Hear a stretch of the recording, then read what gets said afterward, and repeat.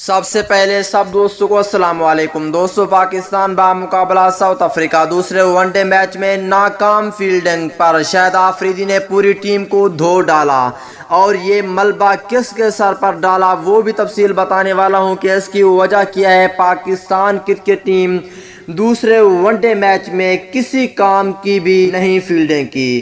آئیے تمام تر رپورٹ بتانے والا ہوں کہ پاکستان کرکٹ ٹیم کے سابق کپتان شاہد آفریدی نے اس حوالے سے کیا کہا اور کیا رپورٹ ہے۔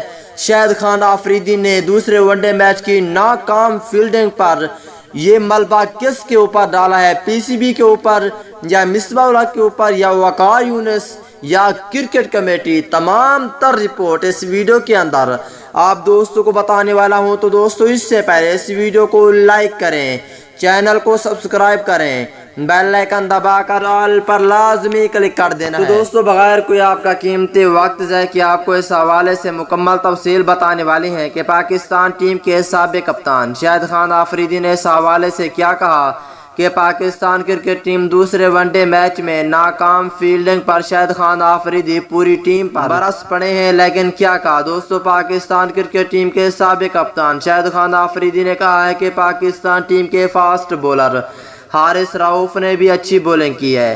حارث رؤف نے اچھی بولنگ کی، اس کے بعد پاکستان ٹیم کے کسی بھی بولر نے بھی اچھی بولنگ نہیں کی، اور نہ ہی پاکستان کرکٹ ٹیم نے اچھی فیلڈنگ کی ہے دوسرے ون ڈے میچ کے لیے۔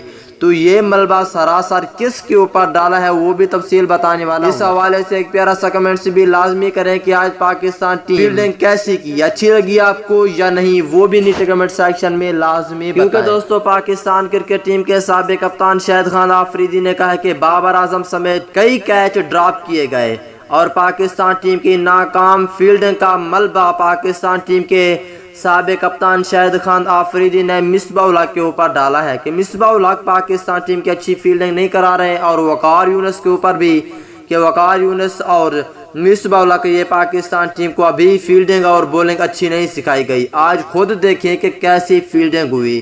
اس حوالے سے آپ کیا کہیں گے؟